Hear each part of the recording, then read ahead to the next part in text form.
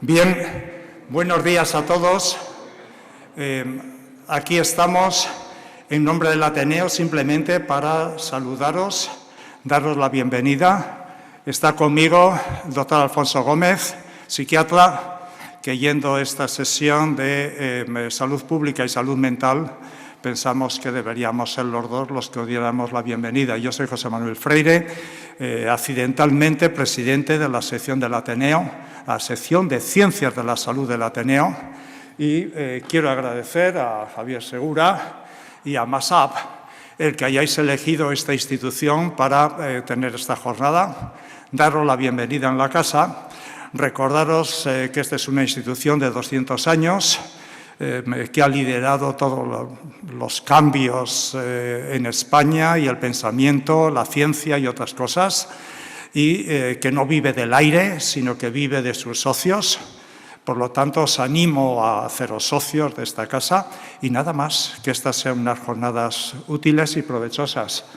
Alfonso, saluda, que tú conoces el tema del que van a hablar. Sí, bueno, buenos días a todos. Agradezco a nuestro presidente de la sección de Ciencias de la Salud, José Manuel Freire, el que me haya dado la oportunidad de estar en este momento, de dar la bienvenida.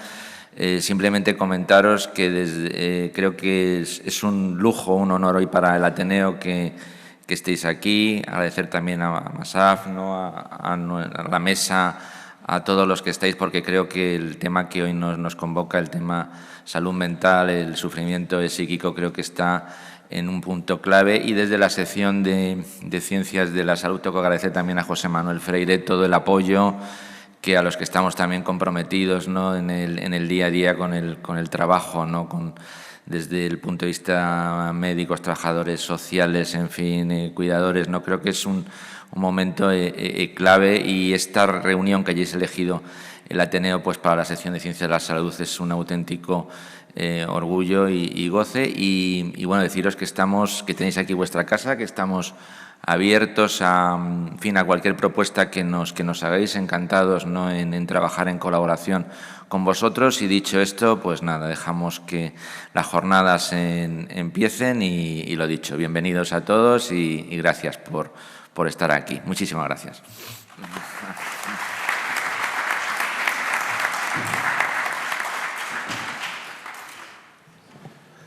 Bueno, buenos días. Como presidente de AMASAP, aparte de agradecer la hospitalidad del Ateneo, poder celebrar nuestra jornada en un sitio tan bello, sobre todo os quiero dar la bienvenida a todos y a todas por cómo habéis respondido a la convocatoria de esta jornada. Nuestra idea es que esta jornada no solamente sea una oportunidad para que aportéis vuestra experiencia, vuestro talento, sino que sepáis que nuestra idea es que sea un día gozoso, que sea memorable y que sea una oportunidad para el encuentro en carne y hueso después de esta temporada que hemos pasado con los Teams, con las videoconferencias, en el que hemos sobrevivido, pero no es lo mismo, ¿no? La jornada la hemos organizado alrededor de dos grandes temas. Uno de ellos es el de la salud mental como reto a la salud pública, que va a ser desarrollado tanto esta mañana con la conferencia inaugural, que ahora presentaremos, como con las dos conferencias de clausura y una mesa de salud mental comunitaria. Además, tendremos después de esta mesa y del espacio El Café, en que tendremos oportunidad para tomar un café, para charlar, para abrazarnos, tendremos un espacio con presentación de comunicaciones. Hemos tenido una respuesta bastante notable de más de 20 comunicaciones que nos han obligado, con suerte, a tener que utilizar 3 espacios simultáneos. Ya contaremos después que nos dividiremos después del café en 3 espacios. Uno de ellos es este y otros son 2 salas. Me han dicho también por parte de los compañeros que aquellas personas que tenéis presentaciones y todavía no las habéis insertado, que no pasa nada, que ya habrá tiempo y que tenemos suficiente tiempo y, sobre todo, la idea es, repito esto, tranquilidad, goce y vamos a ser lo más flexible posible con ello. Un tema también casi obligatorio es deciros que como hay personas que no han podido inscribirse ni acudir hoy, hemos decidido grabar toda la sesión, mañana y tarde, y por eso aquellas personas entre el público que por la razón que sea no queréis aparecer en la grabación, nos lo decís y luego intentamos en la edición, antes de subirla a la página web, borrar vuestras caras. Me han dicho que eso es posible, o sea que está ahí. Y también decíamos que había dos temas, ¿no? Uno de los temas es el de la salud mental y otro tema es el de las adicciones al juego. Es concretamente a raíz de que SESPAS, la Sociedad Española de Salud Pública y Administración Sanitaria, en la que AMASAP está federada, nos propuso la posibilidad de hacer esta mesa, que estaban preparado por parte de ellas hace tiempo, y nos pareció que era además un tema que encajaba perfectamente en el tema central, ¿no? La mesa en sí se llama El juego de apuestas y sus daños asociados, un problema emergente de salud pública, y además, como hablo de SESPAS, tengo la suerte de tener aquí a mi derecha a Rosa Urbanos, que es su presidenta, y que le paso la palabra para daros un saludo. Gracias, Javier. Buenos días a todas y a todos. Es un placer estar aquí. Justo un año después de que presentáramos el informe SESPAS, fue el 12 de junio también, pero del año pasado. Y yo quería aprovechar esta ocasión como una sucesión de agradecimientos. El primero a AMASAP, a Javier Segura, a Pilar Serrano, a la Junta Directiva de vuestra asociación, por haber permitido que SESPAS desarrolle una mesa redonda sobre el juego como problema de salud pública. Esta es una de las áreas de trabajo de SESPAS y quería agradecer también al grupo de trabajo que lleva ya unos años centrado en el análisis del juego como problema de salud pública, por haberse prestado a desarrollar esta mesa y a fomentar que se debata sobre esta cuestión.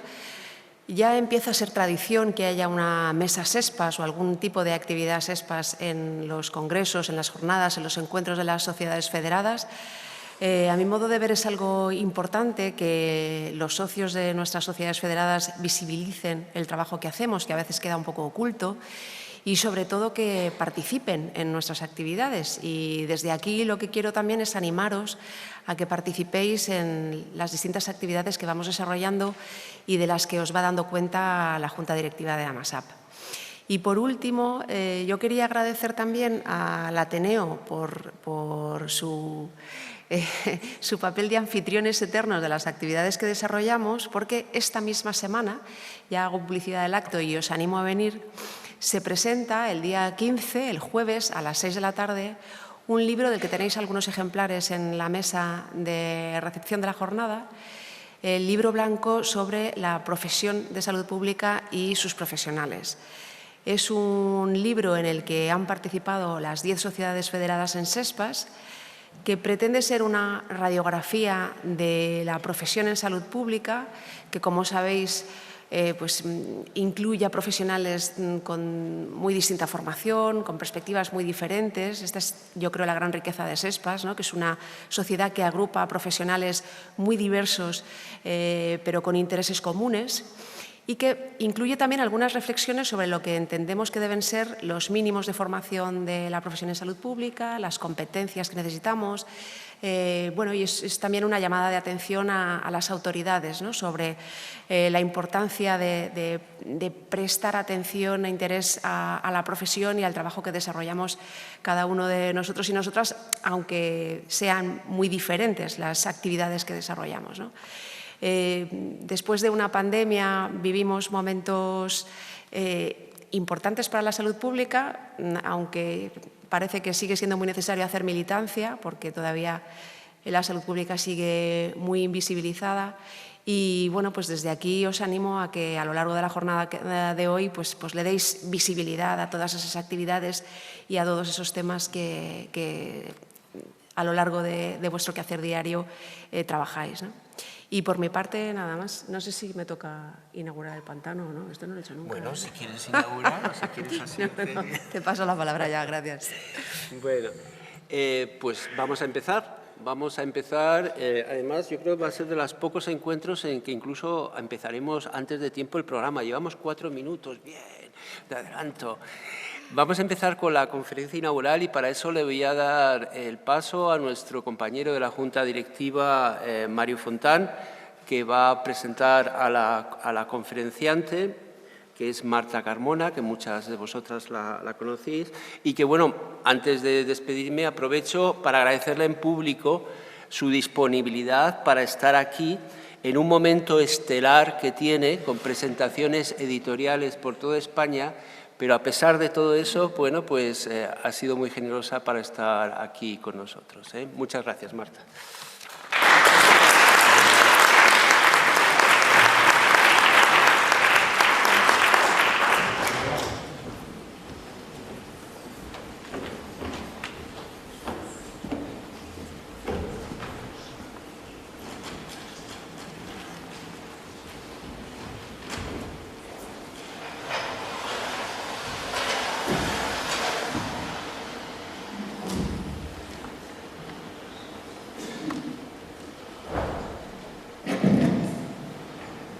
Hola, sí, se me oye. Bueno, ¿qué tal? Buenos días a todas y todos. Yo soy Mario Fontán, miembro de la Junta de AMASAP. Y, bueno, como aquí la protagonista, como ha dicho Javier, es Marta, es un orgullo para mí presentar a una persona muy querida y de la que he sido fan y soy fan desde hace mucho tiempo. Simplemente para ubicaros, por si alguien no la conoce, Marta es psiquiatra de orientación comunitaria, también forma parte de la Junta Directiva de la Asociación Madrileña de Salud Mental. También es coautora de un libro que yo creo que ha pegado muy fuerte y que ha venido en un momento muy acertado, ¿no?, que se llama Mal estamos, de la editorial Capitán Swing, donde trata algunos de los temas de los que seguro que va a hablar. Y no puedo terminar esta presentación sin decir que Marta ya es diputada electa en la Asamblea de Madrid por el Grupo Más Madrid, que mañana se estrena. Y nada, como hemos pensado esta intervención, es que ella va a tocar algunos de los temas que considera más importantes, la relación de salud mental y salud pública. Luego yo tengo aquí algunas preguntas para dinamizar algunos de los temas que a lo mejor también son importantes tratar y daremos unos minutos finales de intervención para aquellas personas del público que queráis plantear alguna cuestión. Así que nada, os dejo con Marta. Bueno, pues se me oye así bien, ¿no? Sí. Primero de todo, muchísimas gracias a vosotras por invitarme. Para mí es un honor poder venir. Dentro de unas semanas en la Escuela de Menorca impartimos un curso que se llama Salud mental sola no puedes, con la salud pública sí. Pues por algo será que estamos diciendo esto. Según me preparaba, ¿no?, cómo empezar hoy a hablar, me salía la canción esta de Todos mis amigos se llaman Cayetano. Pues en mi caso sería todos mis amigos o son salubristas o se están volviendo salubristas, por algo será también, ¿no?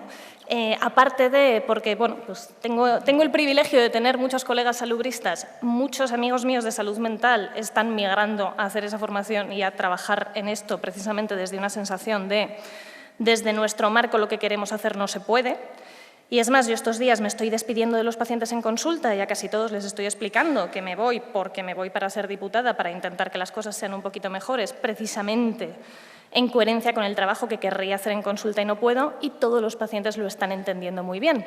Pacientes que me aprecian, no pacientes que se me quieran quitar de encima, que entonces entendería, ¿no?, que fuera desde ahí. No, pero gente que tiene mucho vínculo conmigo y que dice, no, es verdad que me vas a poder ayudar mejor desde allí que en la consulta. Entonces, poder venir aquí y hablar de la forma en la que, ¿no?, mis compañeros de la madrileña, por ejemplo, y yo tenemos, ¿no?, esta forma que tenemos de entender la salud mental, pues es fundamentalmente un alivio, ¿no?, porque de alguna forma me permite desbloquear bueno, pues todas esas tensiones y todas esas angustias que como profesional de la salud mental, que tienes la sensación de tener que estar vaciando el mar con cubitos de agua, ¿no?, y decir, esto no llega a ningún sitio, esto no sirve para nada, pues en este otro tipo de foros, desde este otro tipo de marco, esto pues es un alivio.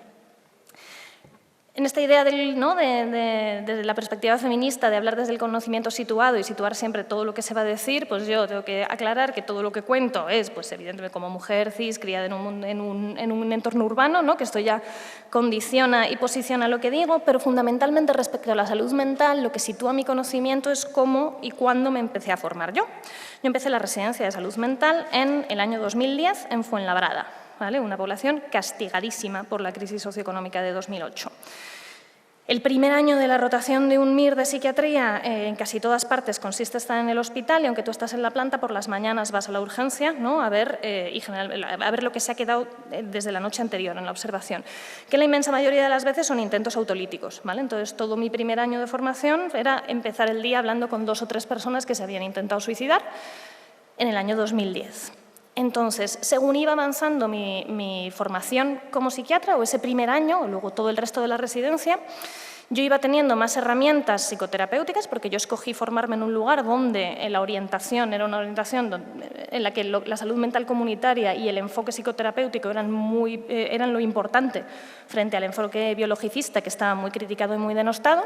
Entonces, a medida que iba yo avanzando en la formación, iba teniendo más herramientas para entender la parte de conflicto interpersonal que hay en todo intento autolítico, pero en todos aquellos intentos de suicidio que yo valoraba esas mañanas había un componente social terrible, había o desahucios, o un pánico a un desahucio, o una situación de paro o real o temida, o una sensación de muy mala empleabilidad y de tener que tolerar abusos laborales terribles porque eso o nada. Y yo sentía que por más que avanzaban los meses y por más que yo iba adquiriendo más herramientas, contra eso no tenía absolutamente nada. Y de hecho han ido pasando los años y yo ya no soy residente, soy psiquiatra, soy solvente a nivel terapéutico, me manejo bastante bien, pero sigo teniendo esta cosa de contra eso no tenemos nada y además como la sensación de culpabilidad de como servicio de salud mental de aquella población tan terriblemente castigada no hicimos nada. Y fuimos testigos de cómo se desangraba una población y de cómo sufría psíquicamente enormemente una población y como servicio de salud mental no tomamos partido de ninguna manera ni teníamos herramientas para hacerlo. Y de hecho eso no estaba ni siquiera sobre la mesa. Hacia el final de mi formación se empezaba a hablar en foros pues, como la madrileña, ¿no? Como la asociación de profesionales, que somos pues, los más politizados y los más concienciados de estas cosas, empezábamos a hablar de que quizá había que politizar un poco explícitamente el lenguaje en la consulta, que no solamente había que recomendar a la gente contactar con la plataforma de afectados por la hipoteca, sino que también había que explicitar, ¿no? La injusticia del sistema. Y había dudas en el sector más politizado de la salud mental, ¿eh? Había dudas de si de alguna manera eso no era pervertir el enfoque técnico de la intervención. Entonces, bueno, con los años y con la perspectiva que dan los años, yo creo que aquello fue un error y que es evidente que este abordaje técnico tiene que estar mucho mejor entrecruzado y que incluso en la devolución, ¿no? En la intervención clínica que se hace, esto hay que explicitarlo mejor. Claro, para entender por qué los profesionales de salud mental nos colocamos ahí, hay que entender qué es el enfoque profesional de la salud mental, ¿vale? ¿Qué es la psiquiatría?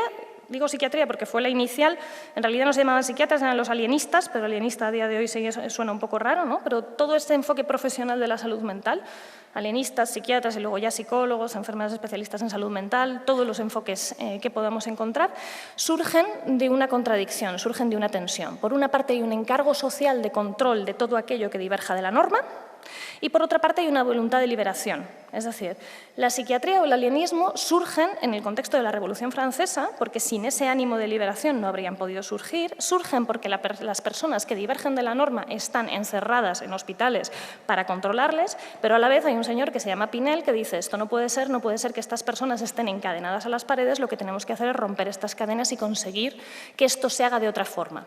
Es decir, hay una tensión continua entre aceptar ese encargo de control social y a la vez pretender resultar liberador, pretender romper esas cadenas, ¿vale? Esa es una de las grandes tensiones dentro de la salud mental. A día de hoy no estamos en ese contexto, no se encadenan las personas a las paredes, pero sigue habiendo esa voluntad de control social. Sigue habiendo esa voluntad de control respecto a quienes divergen mucho de la norma y tienen comportamientos muy extravagantes o que se pueden leer como peligrosos, pero es verdad que eso progresivamente se ha ido haciendo más residual y en realidad el gran encargo social que tiene a día de hoy la salud mental es conseguir que la gente vuelva a ser productiva.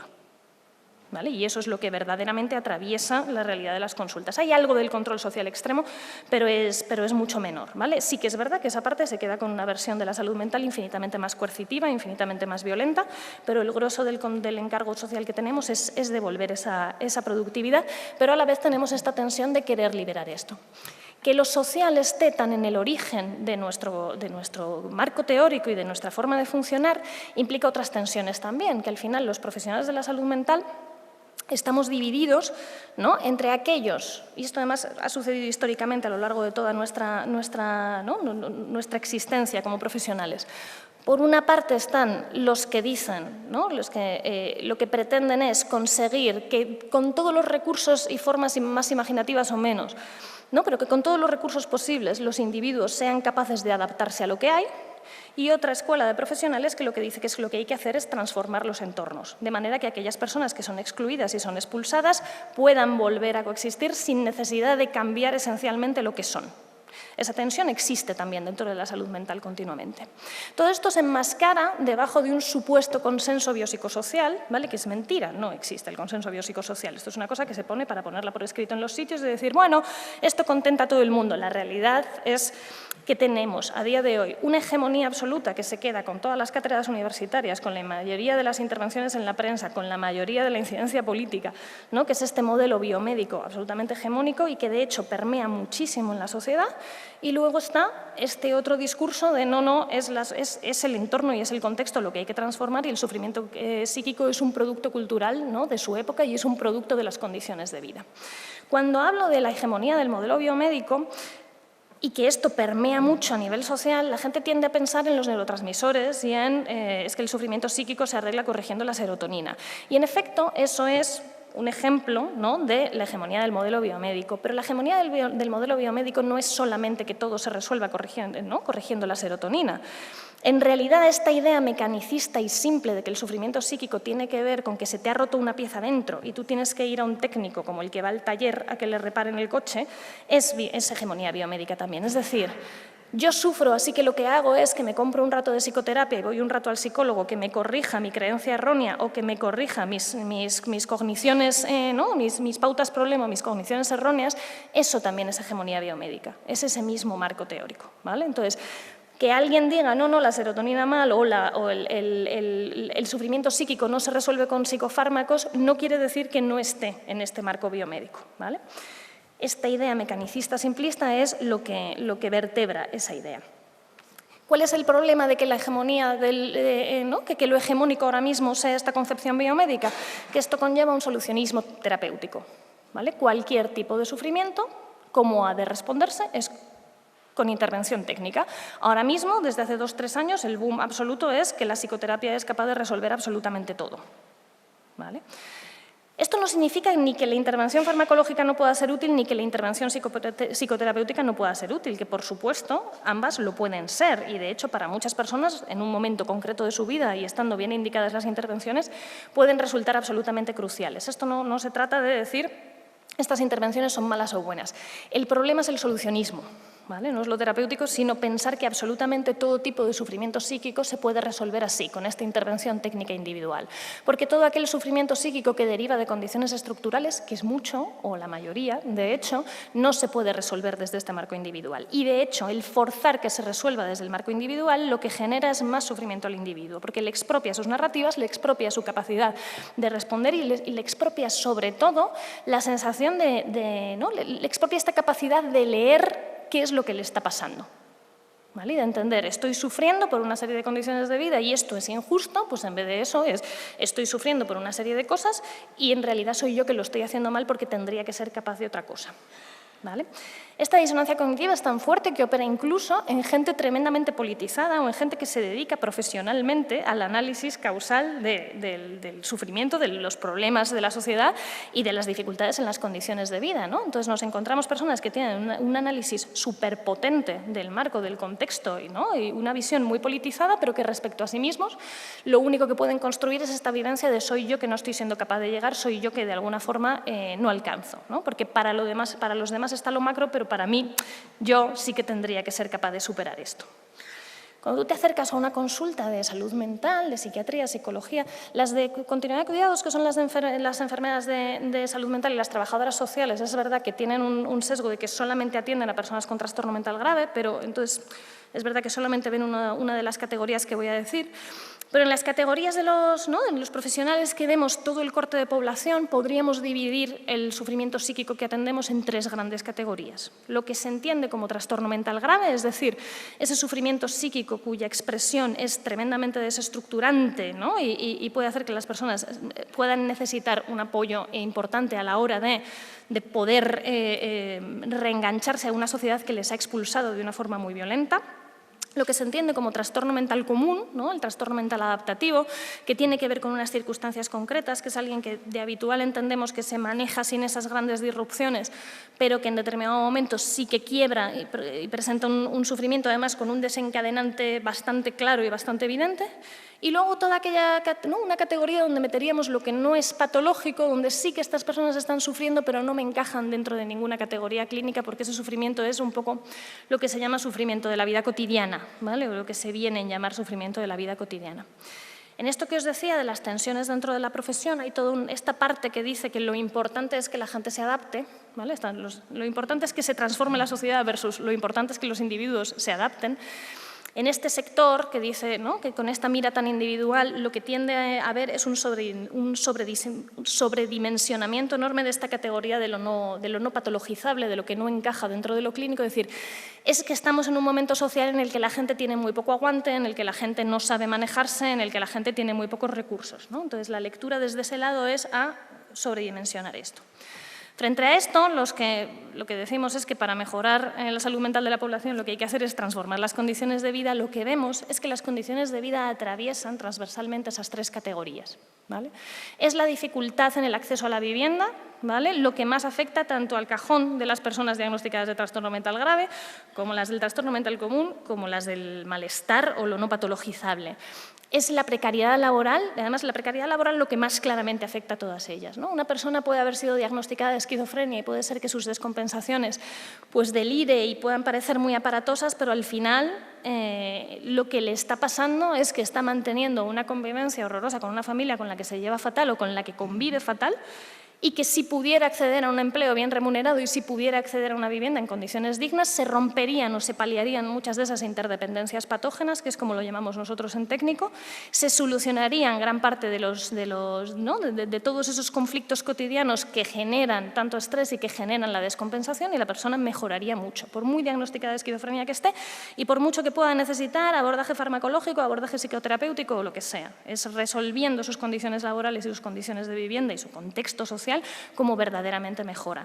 Todas aquellas personas, ¿no? En el cajón del trastorno mental común, que es lo que más ampliamente atendemos y lo que más, ¿no? el grueso de los pacientes que vemos entran dentro de este trastorno mental común, la inmensa mayoría de lo que atendemos tiene que ver con precariedad laboral, ¿vale? Entonces, estamos en un contexto en el que es enloquecedor, ¿no? Porque sabemos y vemos ante nosotros que lo que genera sufrimiento es la precariedad laboral, pero el discurso social de cuáles deben ser las soluciones y, por supuesto, el discurso profesional es una solución totalmente asistencialista desde este marco de la EGEM, ¿no? de todo se soluciona con intervención técnica. Y es como, para solucionar la precariedad laboral lo que vamos a hacer es aumentar fantásticamente el número de terapeutas para que podamos solucionar esa precariedad laboral. La sensación de que, claro, si tú tienes más recursos, pues atiendes a las personas en mejores condiciones, no haces esta cosa que te estamos teniendo que hacer en salud mental de dar citas sucesivas súper espaciadas, en las cuales el potencial de intervención psicoterapéutica pues pierde mucho. Podríamos trabajar en mejores condiciones, pero seguiríamos tratando de resolver algo que no tenemos capacidad de resolver, ¿vale? Porque esa capacidad de transformar lo estructural no la tenemos. Esto genera una frustración en los clínicos tremenda y una frustración en los pacientes tremenda también, ¿no? Esta sensación de si yo estoy haciendo todo, si yo estoy poniendo todo de mi parte para ponerme mejor, ¿no? Si estoy viniendo o me estoy pagando una psicoterapia privada porque aquí me dais cada mucho, si yo estoy haciendo lo que tengo que hacer, ¿por qué no mejoro? Y es como, bueno, pues porque realmente lo que te está generando sufrimiento opera en otro marco, opera en otro nivel. La manera que encontramos los profesionales de salud mental, al menos los de este discurso de lo importante es transformar la sociedad, para romper este bloqueo, para romper esta tremenda contradicción, es entender que los profesionales tenemos un doble papel. ¿Vale? La idea de este doble papel sería que por una parte está la intervención que hacemos con el paciente o con el grupo de pacientes, ¿vale? Porque también hay quien desde el solucionismo dice que el problema del individualismo se resuelve con, en vez de hacer intervenciones individuales, pues hacemos intervenciones grupales y así ya está, hemos resuelto el individualismo. Y es como, bueno, pues esto es solucionismo tecnológico una y otra vez. Esto que dicho así suena muy disparatado, os juro que hay gente que lo defiende inopinadamente, ¿vale? Entonces, la manera de romper esto es esta la intervención que hacemos con el paciente o con el grupo de pacientes, que es valiosa y que tiene su utilidad, pero tiene sus limitaciones también y a día de hoy está enunciada como la gran respuesta a todo sin serlo. Y por otra parte tenemos la capacidad de levantar un acta de qué es lo que está pasando. Eso que notaba yo en 2010, en 2011, cuando estaba atendiendo todo el rato a pacientes a los que les estaban pasando unas cosas horrorosas y eso no estaba llegando a ningún sitio, ¿no? Los profesionales de la salud mental tenemos la obligación deontológica de levantar acta de qué está haciendo sangrar a la población, de por qué está sufriendo psíquicamente la gente, ¿no? Y ese acta tenemos la obligación de devolvérsela a la ciudadanía y decir, sois vosotros los que tenéis que resolver esto. Entonces, porque el problema es, si ese acta nosotros nos la quedamos para resolverla nosotros, volvemos a entrar en esta lógica asistencialista. De lo que necesitamos es más terapeutas pues para resolver cosas que no están en nuestra mano y que se escapan por completo a nuestro marco. Sin embargo, si ese acta de la gente sufre por sus condiciones laborales, la gente sufre por un entorno machista en el cual la violencia sexual está absolutamente normalizada y soterrada, por las condiciones de acceso a la vivienda, por la precariedad laboral, ¿no? Si nosotros somos capaces de denunciar todos los ejes que atraviesan a las personas y generan violencia y sufrimiento en ellas y podemos devolverle a la ciudadanía esto, la ciudadanía puede tener la capacidad de decir, vale, estas tienen que ser nuestras prioridades, esto es lo que tenemos que resolver. El problema es que estamos muy lejos de eso todavía. O sea, la idea es, yo creo que sí que la población, la gente, los profesionales, los distintos, ¿no? Desde los distintos marcos, sí podemos entender esta idea de, oh, qué interesante lo que dicen los terapeutas sobre la sociedad, pero de alguna forma nos está costando mucho esta idea de no somos nosotros los que tenemos que resolver esto, no somos nosotros quienes tenemos que responder a este acta, ¿no? De alguna forma, si el marco psico, ¿no? si el marco psi sirve para entender este acta, entonces hay que resolverlo desde ahí. Esto da lugar a paradojas terribles, como esta idea de responder a la precariedad laboral con pues, incremento de terapeutas, ¿no? Responder al sufrimiento psíquico derivado de la precariedad laboral con más terapeutas, que no seré yo quien diga que no a más terapeutas, sobre todo si se distribuyen mejor, pero que no es la idea, pero también a cosas incluso un poquito más perversas, como que, por ejemplo, cuando uno ve que en uno de estos grandes determinantes que genera sufrimiento psíquico, que lo está empezando a generar y que sobre todo en las próximas décadas va a generar lo que es el cambio climático, ¿vale? Que va a tener un impacto importante en el sufrimiento psíquico de la población, claro, ¿qué hacemos los terapeutas contra el sufrimiento, ¿no? El sufrimiento psíquico derivado del cambio climático? Evidentemente, yo creo que hasta los profesionales más biologicistas en el momento actual son capaces de decir, no, aunque yo sea experto en hacer a la gente adaptarse a las cosas, esto se me escapa y esto no me compete, ¿vale? Yo creo que incluso los más pro adaptación en cualquier circunstancia son capaces de, en el tema cambio climático, decir, bueno, esto sí que se sale de mi marco.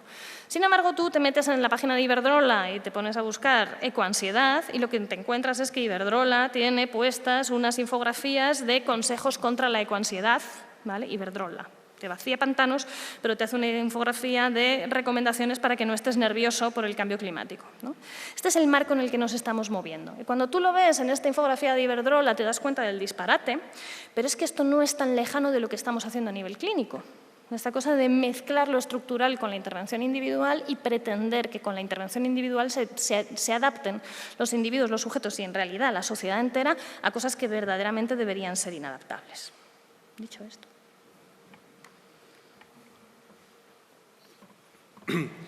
Pues nada, Marta, mil gracias por tu intervención.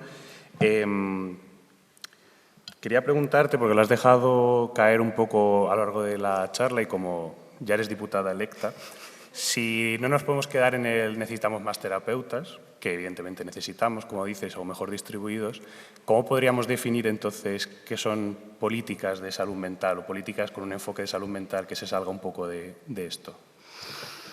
Bueno, dudé si traer presentación o no, y la presentación la quería traer sobre todo para poner el meme del perro chico y el perro grande, lo sabrá que los conozcáis, ¿no? Profesionales de la salud mental mirando determinantes sociales para formular al paciente, meme del perro grande, ¿no? Muy potente, muy fuerte, y el perro chico ahí todo amilanado y pequeñico, diciendo profesionales de la salud mental a la hora, ¿no? Cogiendo los determinantes sociales para intervenir, ¿no? Porque tenemos esta cosa de en la cabeza lo podemos pensar para ver por qué tengo, ¿no? La gran pregunta que se tiene que hacer un profesional de la salud mental ante una persona con sufrimiento psíquico es quién tengo delante y por qué le pasa lo que le pasa.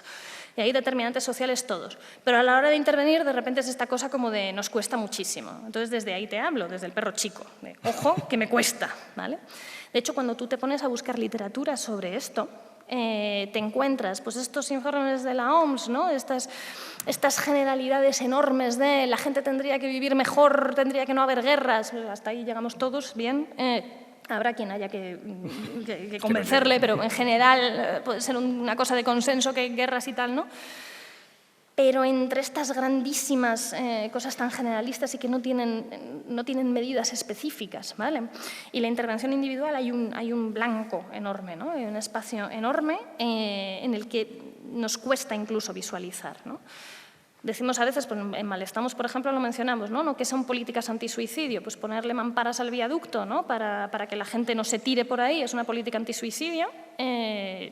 Y además con una evidencia que la sostiene bastante sólida, pero evidentemente no puede ser que sea la única política antisuicidio, ¿no? Entonces yo intento pensar en qué puedo hacer a nivel macro para que la gente se suicide menos, o sobre todo, que es como lo entendería yo, para aquellas personas que se quieran suicidar tengan fácil tener otras opciones, que es como se supone que nosotros lo tenemos que manejar, ¿no? Entonces, claro, toda aquella política que facilite que las personas puedan empezar de cero en una situación de crisis vital, es decir, fácil acceso a la vivienda, un mercado laboral o una garantía de ingresos desligada del mercado laboral, da un cierto sostén, de manera que una persona, si por su subjetividad, por sus razones personales, tiene una quiebra vital, porque claro, la cuestión es que el sufrimiento psíquico tiene que ver con todo lo social, pero la lectura que hacen las personas es desde su subjetividad. Y uno de los problemas que tenemos al analizar lo macro y la salud mental es que si te fijas mucho en lo macro se te olvida la dimensión subjetiva. Y si te fijas mucho en la dimensión subjetiva te tragas cosas como la ecoansiedad y Iberdrola, ¿vale? Entonces, no se trata desde que las grandes políticas públicas intervengamos sobre la subjetividad de los individuos, y eso que hay algunas cosas como las narrativas, ¿vale? Como por ejemplo todas aquellas políticas destinadas a acabar con el machismo estructural sí que influyen en la subjetividad, pero de una forma muy indirecta. Pero más allá de eso, no se trata de intervenir directamente sobre la subjetividad, sino entendiendo que la subjetividad es muy amplia y muy diversa y que una persona puede quebrar por muchísimas razones distintas, hay una serie de factores comunes y es que cuanto más fácil lo tengas para empezar de cero otra vez, menos potente va a ser la posibilidad del suicidio. ¿Esto significa que las personas nunca se van a suicidar? No. O sea, el suicidio es un fenómeno humano inherente a nuestra naturaleza, inherente a nuestra condición. Lo que no puede ser es que tengamos construida una sociedad donde el suicidio de repente es una salida mucho más accesible y mucho más fácil que otras. O sea, que la gente visualice de forma habitual que es más sencillo suicidarse que volver a conseguir una vivienda, que volver a conseguir ingresos, que volver a conseguir un círculo social, si por lo que sea te has quedado desprovisto de él, ¿no? Entonces, por ejemplo, en Malestamos una de las cosas que postulamos, Javier Padilla y yo, es que una de las políticas que sería tremendamente transformadora de la sociedad y que impactaría muchísimo sobre el sufrimiento psíquico es todo aquello que está encaminado a eliminar la división de rol de género en el trabajo, sobre todo en el trabajo productivo versus el reproductivo. Esta idea de que los cuidados estén tan vinculados exclusivamente a lo femenino, que muchos hombres históricamente se hayan desvinculado de cuidar, ha hecho que estos hombres se queden fuera del factor que sabemos que es más potente a la hora de proteger frente a sufrimiento psíquico, que es disponer de una red afectiva. El trabajo de cuidado tiene una parte de, entre otras cosas porque se concentra sobre una parte de la población nada más, tiene esta dimensión de sobrecarga, pero el cuidado también te provee de una red. Entonces, quienes se han desvinculado de eso y quienes históricamente se han salido de eso, pues se han quedado sin esa red que sabemos que es una red necesaria para el bienestar psíquico de las personas, ¿no? Entonces, todas las políticas que actúan en esta línea de que los cuidados se socialicen y se distribuyan de otra manera, tendría un impacto indirecto, probablemente muy potente, sobre el suicidio. Pero es verdad que ahí como que cuesta más visualizarlo, ¿no? Porque de lo que estamos hablando es de un cambio cultural. Pero sí que hay intervenciones más directas en ese sentido de todas aquellas políticas que favorezcan el arraigo, todas aquellas políticas que favorezcan que las personas tengan garantizada su subsistencia, sea vía renta básica universal, sea como sea, ¿no? Pero que las personas no tengan en cuestión si van a sobrevivir o no. Son políticas que hacen que la opción del suicidio, cualquier sujeto, desde su absoluta subjetividad, variedad y preferencias personales, creencias ideológicas, lo que sea, ante las distintas posibilidades que tiene respecto a cómo continuar su proyecto vital, que el suicidio sea una opción que esté cada vez menos presente, ¿no? Entonces, todas las políticas que implican o bien cambios culturales o bien aumentar el número de posibilidades que tiene algo son políticas a favor de la salud mental. La reforma laboral es una política de salud mental. Los ERTEs son la política, ¿no? La intervención política que yo más claramente veo que ha tenido un impacto directo en la salud mental en los últimos años. ¿Cómo habría sido la salud mental de la población durante la pandemia sin ERTEs? Ahora, como que cuesta, ¿no? Cuesta relacionarlo porque, claro, como no es una cosa específica, ¿no? Como no es una cosa tan directa, pero que no sea una cosa específica y directa no quiere decir que no haya tenido un impacto muy, muy importante, mucho más que el trabajo que podríamos haber hecho ¿no? los profesionales de salud mental durante toda la pandemia. Os digo yo que los ERTEs han dado mucha más salud mental. Leí el otro día en Twitter a alguien que decía la salud mental es muy importante, es algo por lo que tenéis que apostar, buscaos un buen terapeuta. Y es como, los terapeutas no generamos salud mental. ¿Vale? Los terapeutas lo que podemos hacer es acompañar ciertos procesos para intentar paliar el sufrimiento psíquico, para intentar que no se genere más. Podemos acompañar los procesos, pero no somos una fuente de salud mental. Todas aquellas políticas que hagan la vida mejor son fuentes de salud mental. Pero de alguna forma yo creo que es necesario ese cambio cultural de enunciar eso así. Porque si no, para la inmensa mayoría de la gente, tanto legos como profesionales de unos ámbitos y de otros, seguimos funcionando en esta disociación que decía al principio, ¿no? De gente con el análisis macro muy, muy claro, pero que ¿no? al aterrizarlo en lo concreto es como, no, hombre, no, pero para la salud mental, pues un psicólogo por Zoom, ¿no? Esto se escucha y se escucha mucho. Luego hay una tensión, yo creo, en una cosa que has comentado con el concepto de ecoansiedad, que a veces da la sensación como que necesitamos un término, por así decirlo, clínico, un término que se parezca a un diagnóstico para legitimizar un sufrimiento. Pero a la vez esto parece que lo vuelve algo individual, como un problema tuyo de no adaptarte al medio. Entonces, ¿cómo ves tú esa tensión entre legitimar un sufrimiento que no deja de ser colectivo y por cuestiones estructurales, pero que a la vez parece que lo reduce a lo técnico, ¿no? Que requiere de una solución técnica? Ecoansiedad o solastalgia, que es el otro término que es aún más bonito. Claro, aquí hay un tema. Claro, lo que no se nombra no existe, ¿no? Entonces, todo aquello que no tiene un nombre opera, porque operar sigue operando, porque estar está ahí, evidentemente, pero es mucho más difícil de aprender, es mucho más difícil de confrontar, es mucho más difícil de utilizar. Es decir, necesitamos ponerle nombre a las cosas que nos pasan.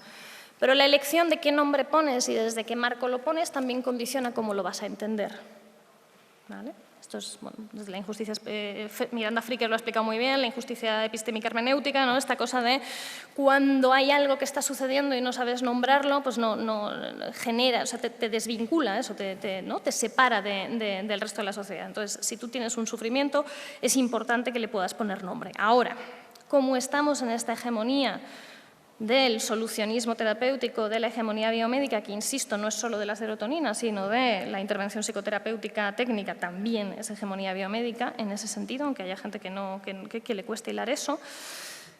El problema es que por esta hegemonía solamente somos capaces de articular el sufrimiento en los términos clínicos. Y los términos clínicos no están pensados para eso. El marco clínico no está pensado, ni muchísimo menos, para explicar el grueso de la subjetividad humana.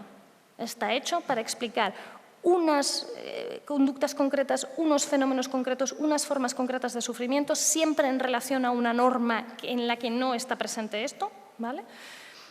Y además entendiendo que este enfoque clínico sirve porque, o sea, es útil ese marco porque hay unas intervenciones que sí que pueden generar un impacto en ese sufrimiento. En el momento en el que estiramos este marco para intentar que absolutamente todo sufrimiento entre ahí, se ha pervertido todo ese lenguaje y se ha pervertido toda esa terminología y, sobre todo, se está fomentando este solucionismo.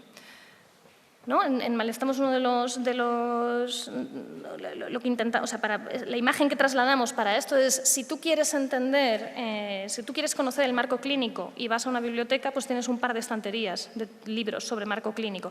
Que no está mal, un par de estanterías es muchísimo conocimiento y es súper valioso, pero es que si tú quieres entender la subjetividad humana, lo que tienes que mirar es todo el edificio, porque absolutamente todos los libros que hay en una biblioteca aportan algo respecto a la subjetividad humana. En tanto que solamente estamos siendo capaces de articular el sufrimiento y entender el sufrimiento, masticarlo y elaborarlo desde esas estanterías del sufrimiento clínico, nos estamos perdiendo todo lo demás. Entonces, en el caso de la ecoansiedad, en el que yo creo que todavía no es un concepto que tengamos absolutamente integrado en nuestro ser, aunque sí que vislumbramos lo preocupante que va a ser y cuantísimo daño nos va a hacer el cambio climático, pero todavía no está tan sobre la mesa, yo creo que esta sí que es una colina en la que morir, de tenemos que conseguir articular esto desde otro sitio y tenemos que ser capaces de... Bueno, pues si alguien quiere hablar de solastalgia, pues vale, pues muy bien, pero tenemos que ser capaces de articular este sufrimiento desde una dimensión colectiva, desde una terminología y desde un marco teórico que no implique este solucionismo tecnológico, ¿no? En esta cosa de que al final la gran pregunta que hacemos en Malestamos es cómo pasar del qué y de lo mío y el qué y de lo nuestro, tenemos que poder encontrar formas de hablar de los sufrimientos colectivos y de los sufrimientos comunes que no sean en el marco clínico. Y justamente este es uno de los temas en el que, ¿no? Uno de los conceptos por los que merece la pena apostar, ¿no? Porque si hay algo que no se puede entender en clave individual, bueno, en general nada se puede entender en clave individual, pero si hay uno en el que es clarísimo que no tiene ningún sentido entenderlo en clave individual, es el cambio climático. Y el sufrimiento que genera tenemos que pelear en entenderlo en clave colectiva. ¿Cómo? No lo sé.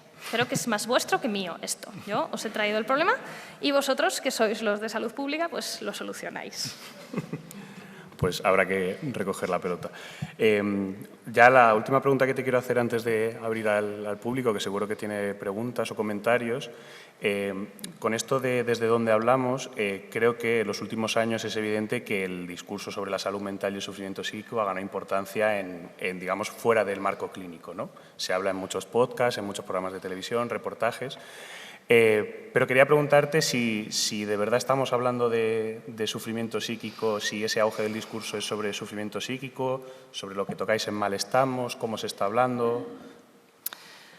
Hay debate en esto entre los profesionales de la salud mental de si este boom de la salud mental es bueno o malo. Yo soy de las que dice que, ante la duda, mejor que se esté hablando que no se esté hablando. Quienes dicen que no es por la forma en la que se está hablando, ¿no? Ese cómo. De alguna manera hay una banalización absoluta.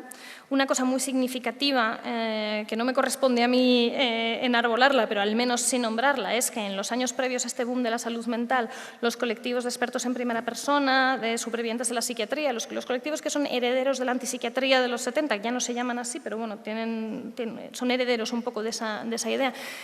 La antipsiquiatría fue importantísima para el desarrollo de la profesión de la salud mental, ¿vale? Precisamente por esto que os decía al principio, de esta tensión entre el encargo social de control pero la voluntad de liberación, es desde fuera de la profesión cuando te tienen que señalar que te estás pasando de coercitivo y que en esa tensión, coerción, liberación, te estás perdiendo y se te está deslocalizando, ¿no? Entonces, es necesario para un buen ejercicio de las profesiones de la salud mental que nos señalen desde fuera lo que hacemos mal. Y el papel de los colectivos de la antipsiquiatría en los 70 fue absolutamente valioso y sin colectivos antipsiquiátricos no habría habido red de salud mental comunitaria.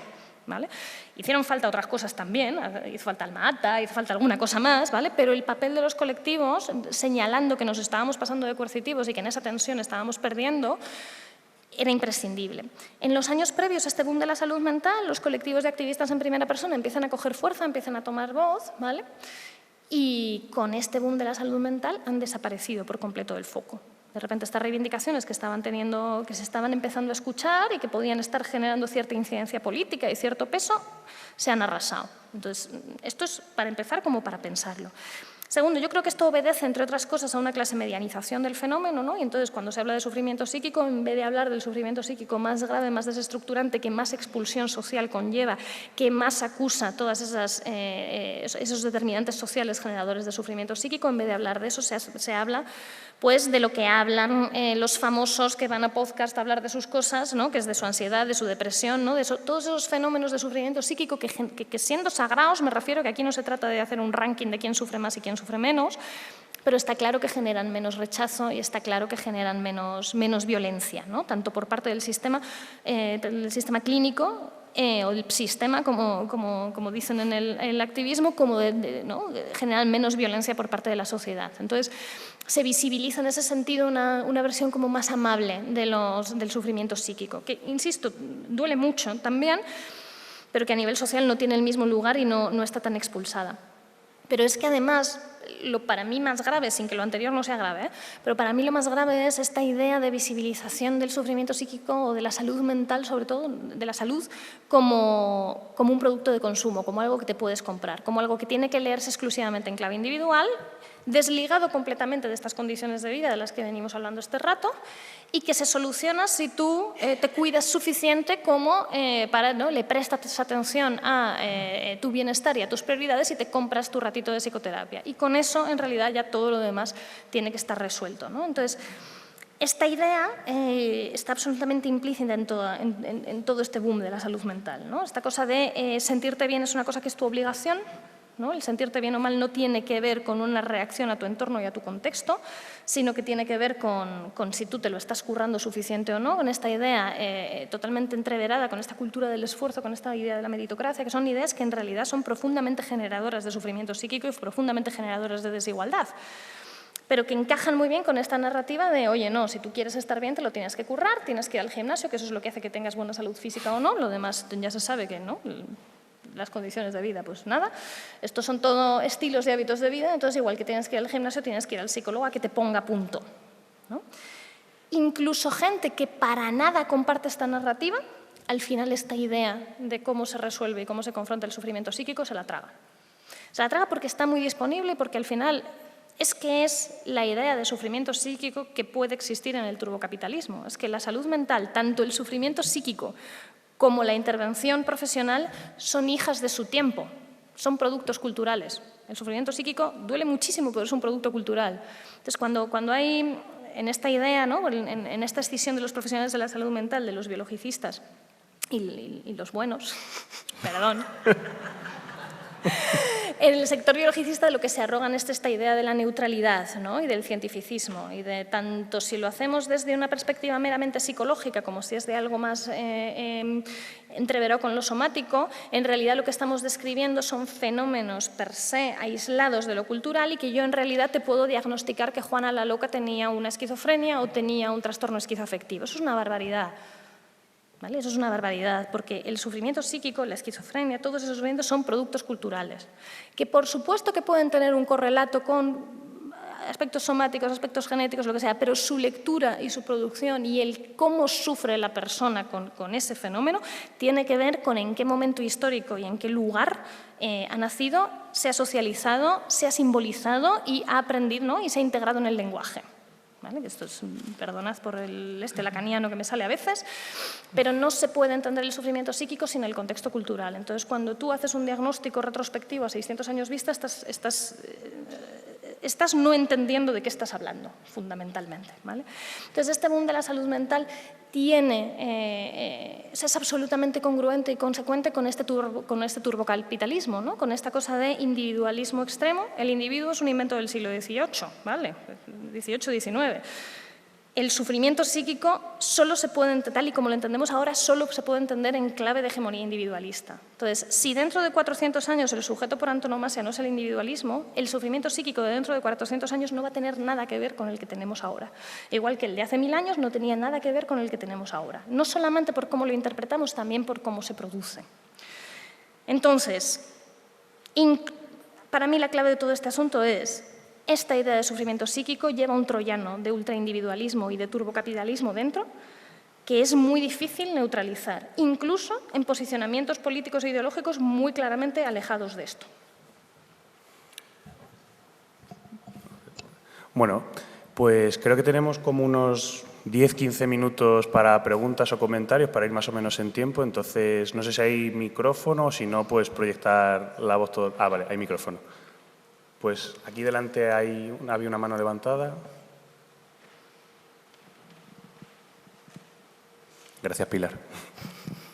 Muchas gracias, Marta. La verdad es que escuchar a una psiquiatra así es como un gustito enorme. Yo hablo desde la experiencia en primera persona y quería comentar algo que, al hilo de lo que ha dicho Marta, ¿no? Que justamente cuando hablamos más de salud mental es cuando más estigma social hay sobre las personas con sufrimiento psíquico, ¿no? Y esto creo que daría muchísimo que pensar. Creo que los colectivos en primera persona estamos también denunciando toda esta parte, ¿no? De que hay más estigma, porque Me Too, tengo ansiedad, está súper guay, bien visto, escucho voces, ya eso es una cosa distinta, ¿no? Entonces también esto hay que visibilizarlo, ¿no? Yo no creo que sea tan bueno hablar tanto de salud mental desde esta perspectiva.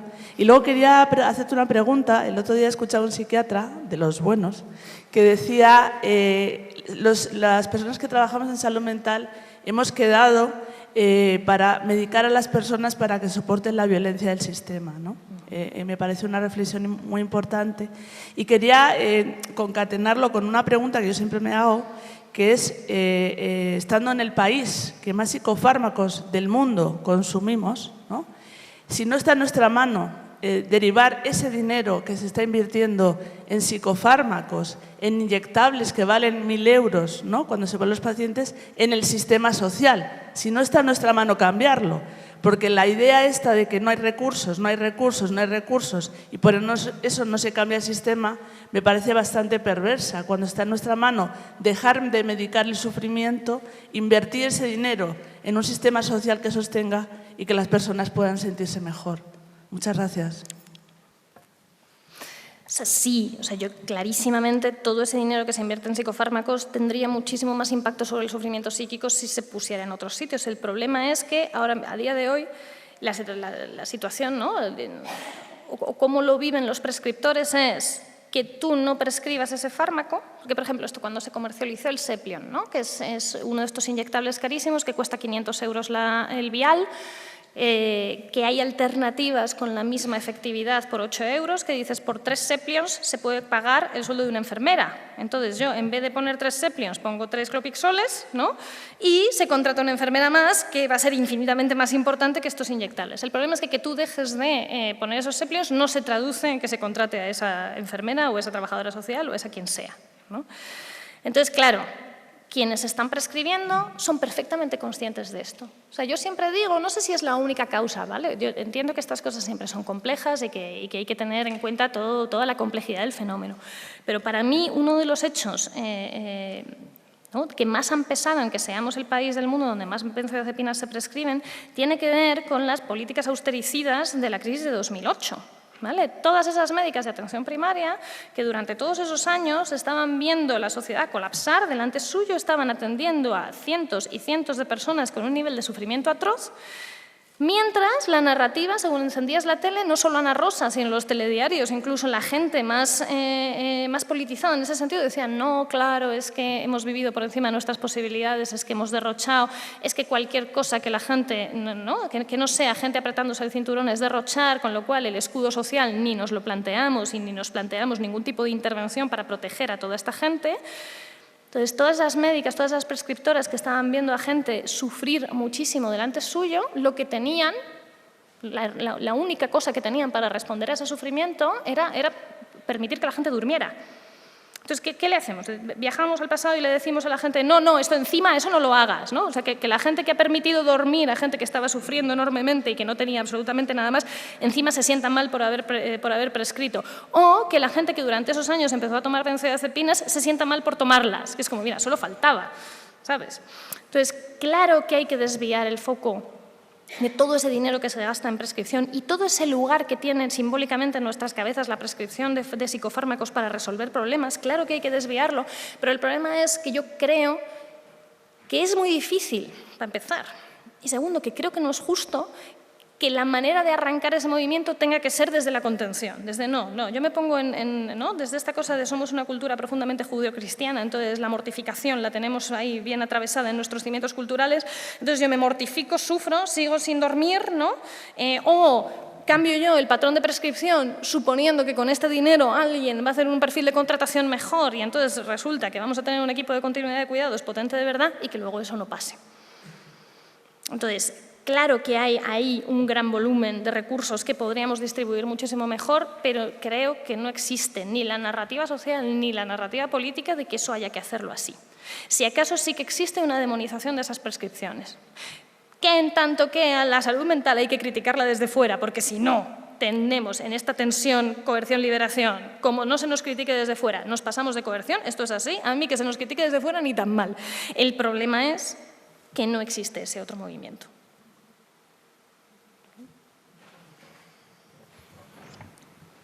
¿Alguna intervención? Vale. Bueno, mira, primero que eres muy intensa, toda la dialéctica, ¿no? Y todo esto, pero que conecta, ¿no? con algo muy, muy profundo, muy básico. Como salubrista me enseñaron desde pequeñito que los productores de enfermedad son muy grandes y que es muy difícil, ¿no? luchar contra ellos, ¿no? Es decir, las farmacéuticas evidentemente tienen un interés en pagar a los psiquiatras, en pagar al sistema para seguir generando, ¿no? y viviendo de la enfermedad porque es su medio de vida, ¿no? Los fondos buitres de que los alquileres y todo eso, quiere decir, Iberdrola, que financia además a la Liga Femenina, quiere decir, hay un montón de productores de enfermedad que son tan grandes, ¿no? Y entonces yo ahora te veo como una gran heroína que sale del despacho y se va a la política a enfrentarse a esos grandes retos, que en esta comunidad además es un reto importante, porque, como decía MediaMarkt, yo no soy tonto, ¿no? Y parece que hay una situación como si la gente que ha votado a una parte de la sociedad fuera tonta, ¿no? Quiere decir, se la han votado por algo será. Es decir, hay una parte de la sociedad que apoya ese malestar y apoya esa esa desestructuración y ese favorecer a esos grandes buitres, ¿no? Entonces, yo en España, en la historia de España, creo que solamente la salud pública ha tenido un momento en el cual ha estado en un lugar de poder que ha sido una viceconsejería, que fue en el gobierno andaluz. Por lo demás, la salud pública siempre es, no sé si una dirección pequeñita, por ahí perdida, para enfrentarse a algo tan grande como tú has descrito, ¿no? Así que, bueno, el reto es, y la pregunta es, ¿cómo te ves tú en ese espacio político, en un lugar como en este momento es la Comunidad de Madrid, para realmente enfrentarte a esos dragones, monstruos que generan el malestar social, ¿no? Me da solastalgia pensarlo. No sé, yo esto me viene siempre, o sea, es verdad que el panorama es complicado, ¿verdad? No en la Comunidad de Madrid en general, a nivel mundial, ¿no? Sistema socioeconómico que da signos cada vez más claros de que se está agotando. Claro, esto parece una cosa así como súper exótica. A ver, los sistemas socioeconómicos son históricos, es decir, tienen un principio, tienen un final. Ningún sistema socioeconómico ha durado toda la historia y no tiene ningún sentido plantear que vaya a haber alguno que sí. Y en tanto que estas crisis que parecía que tenían que ser algo anecdótico cada vez se suceden con mayor rapidez, pues señalan que esta idea del turbocapitalismo, pues probablemente en unas décadas nos gobierne otro sistema socioeconómico distinto, pero todavía no estamos en el punto de saber cómo va a ser, ¿vale? Entonces, nos toca vivir un momento de altísima incertidumbre con esta crisis climática encima de la mesa, con en muchos lugares del mundo un auge reaccionario que se acerca peligrosamente a un auge fascista sobre la mesa, que bueno, pues es un tiempo complicado, ¿no?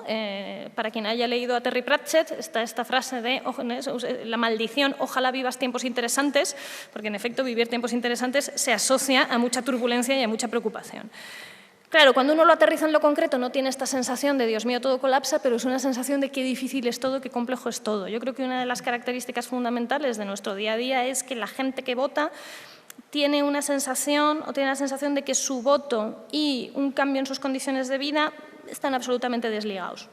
¿Vale? Yo no creo que la gente vote bien o vote mal, ni de un sitio ni de otro. Me parece que eso es un discurso además simplista y erróneo, pero sí me parece que hay una escisión muy grande entre la realidad de las políticas, ¿vale? y qué suponen y el voto que hace la gente. Entonces, me parece que uno de los trabajos y la responsabilidad que tienen quienes se dedican a la política o quienes nos dedicamos a la política y tal, es precisamente poder acercar esos dos relatos. Y es necesario que no tanto que haya que hacer un cambio cultural, no es tanto que nuestro contexto cultural sea un bloque de granito y de repente haya que picarlo y convertirlo en otra cosa, sino entender que la cultura es algo que está en continua tensión, que en continuo movimiento, igual que los sistemas socioeconómicos son algo que está en continuo movimiento. Nuestro contexto sociocultural dentro de 10 años no va a ser como el de ahora y dentro de 30 años, por supuesto, que no va a ser como el de ahora, igual que hace 10 años la vida no era como la de ahora y hace 30 menos todavía. Y lo que hay que hacer es aportar y poner en circulación aquello que queremos que sea prioritario dentro de un tiempo. ¿No? A día de hoy tenemos en circulación términos que pusieron sobre la mesa Margaret Thatcher y Reagan y que han conseguido que se hagan absolutamente hegemónicos, décadas más tarde. ¿Vale? Yo creo que la responsabilidad política que tenemos los ciudadanos de a pie y quienes nos metemos en esto es poder poner ese tipo de prioridades y poder contribuir a ese cambio cultural o a esa deriva cultural hacia que haya otras prioridades. ¿Cuándo va a ser eso efectivo? Ni idea. No lo sé, ojalá pronto, ¿vale? Ojalá esta perspectiva salubrista, ¿no?, que yo creo que toda política sanitaria tendría que tener, es más, toda política en general tendría que tener esta medida salubrista, ojalá sea prioritaria lo antes posible. Pero en cualquier caso, si esto se va a conseguir dentro de 30 años y hay que empezar desde ahora, pues habrá que empezar desde ahora. En medicina no tenemos obligación de resultados, sino de medios, ¿no? Bueno, pues yo creo que esto es un poco lo mismo, ¿no? Es necesario que se ponga esto en circulación y que se pongan estas prioridades sobre la mesa y cuando se consiga que eso cuaje, pues está por ver.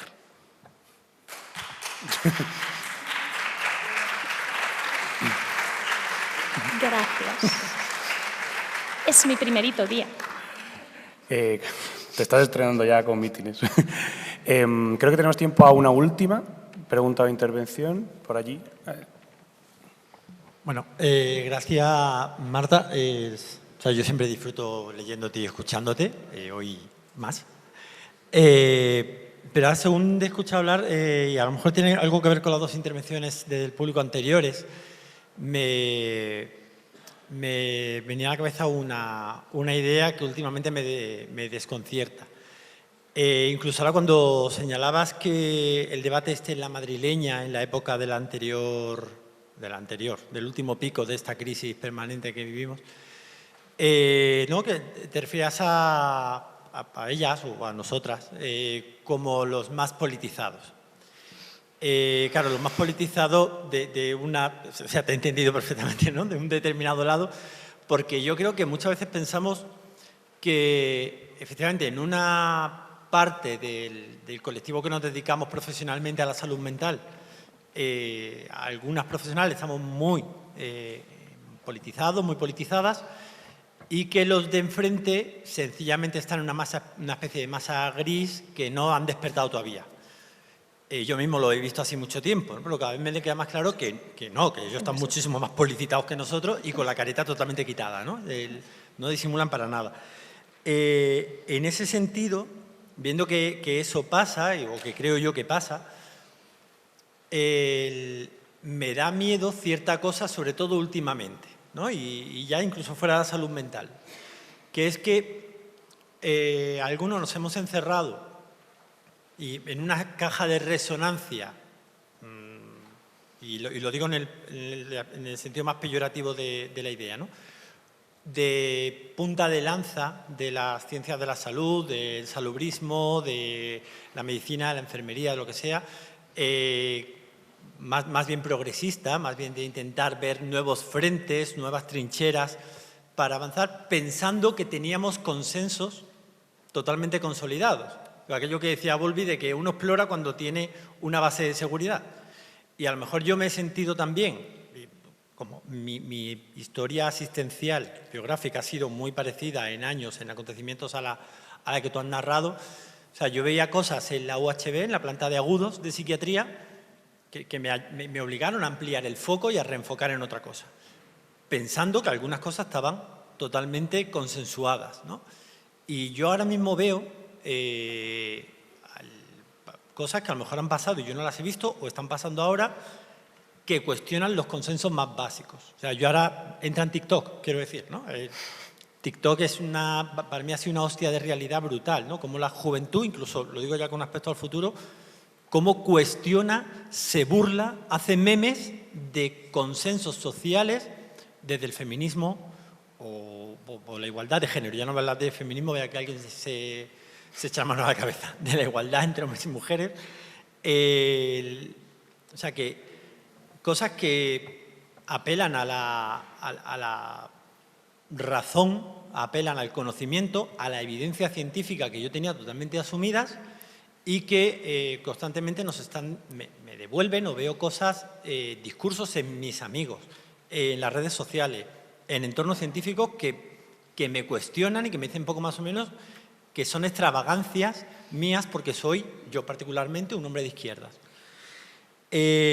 Me preocupa mucho y no sé si, ahora hablo como profesionales, como científicos y científicas, si estamos dejando de hacer algunas cosas, estamos dejando de asegurar cosas que teníamos por seguras y que se están resquebrajando, o que la gente la está cuestionando, o que sencillamente solo eran seguras en nuestra cabeza, mientras que estamos yendo a puntas de lanza. Y creo que las puntas de lanza son importantísimas. Yo me siento muy cómodo en esos discursos y me siento muy feliz. Me reconozco mucho en discursos como el que tú has tenido, pero de pronto me entra un pavor de que otra serie de cosas que yo daba por hechas no lo estén. No sé tú cómo ves esto. Como profesionales me refiero, ¿no? Como la responsabilidad del profesional de mirar a todo. Gracias.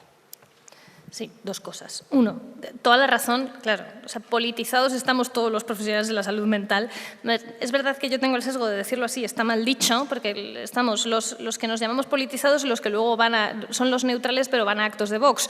Y esos se supone que son los neutrales y no están politizados. Aquí politizados estamos todos.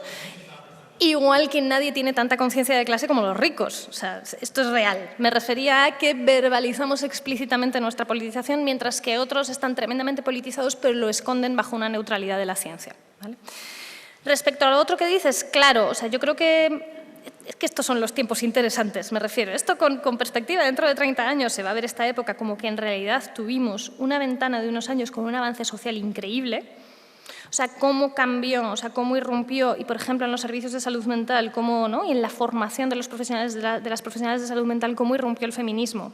Cómo era formarte como profesional de la salud mental en 2010 versus cómo ha sido en los años siguientes y el revulsivo, brutal y genial que ha sido el feminismo para eso.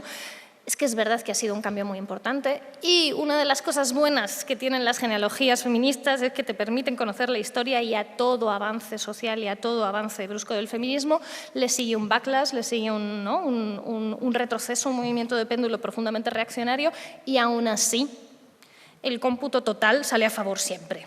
¿Vale? Lo que pasa es que es verdad que como estamos en el momento de pendulazo, de backlash, de retroceso, pues te asomas a TikTok y da miedo, en efecto, ¿no? Yo soy muy enemiga de demonizar a toda la juventud y de contribuir a este relato de uy, es que todos los jóvenes son tal. No, es que la historia es lo que se está haciendo es poner el foco en estos chicos jóvenes tremendamente reaccionarios que además es que están recibiendo continuamente propaganda, ¿no? Estos youtubers neomachistas, filofascistas, ANCAPs, ¿no? Están recibiendo ese mensaje continuamente y los chavales, evidentemente, pues lo reciben y lo replican. No son todos los chavales, ni muchísimo menos, ¿vale? Pero sí es verdad que tienen el foco puesto y el relato es que son que son hegemónicos y son los únicos que hay. No son tan distintos de esta frase, creo que es de Simone de Beauvoir, de aquella juventud dorada, ¿no? De los chavales fascistas tirando prostitutas al río. Es lo mismo, es el mismo fenómeno y al final se gana, ¿vale? Y al final la cosa sale bien. En algunos países se tarda un poco más que en otros, ¿vale? Pero al final la cosa sale bien. Entonces, en el momento de justo el auge del retroceso, pues es verdad que da vértigo. Yo creo que ahí los profesionales tenemos una responsabilidad, evidentemente, y está todo este activismo de vanguardia, pero está este concepto tan bonito del activismo de retaguardia, que es precisamente eso, que es precisamente que, por increíble que parezca, a día de hoy sigue habiendo que rescatar pues, los grandes básicos, los grandes consensos, que son consensos porque lo son, pero pues a veces hay que recordarlos y hay que actualizarlos. Y hay profesionales que estamos más cómodos en colocarnos en la vanguardia, pero somos muchos en realidad, y hay para todos, ¿no? Aquí hay tarta para todos.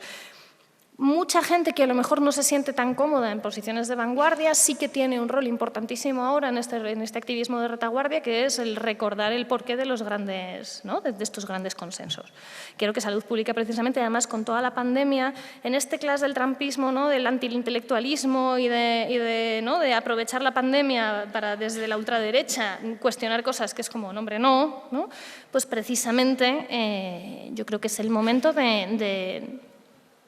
bueno, yo en esto tiendo a ser optimista, de decir, ¿en qué momento? Es verdad que el momento histórico da vertiguito, pero por otra parte, ¿en qué momento histórico la gente lo va a tener más fácil para sentirse útil que en un momento en el que hay que recordar lo más básico? Pues es que nada, solamente tienes que masticar y divulgar tus conocimientos de siempre y ya con eso estás haciendo un bien social. ¿Cuándo lo vas a tener más fácil que en eso? Entonces, acordaos de los 2000, los 2000 fueron un erial cultural y político absoluto donde no se podía hacer absolutamente nada.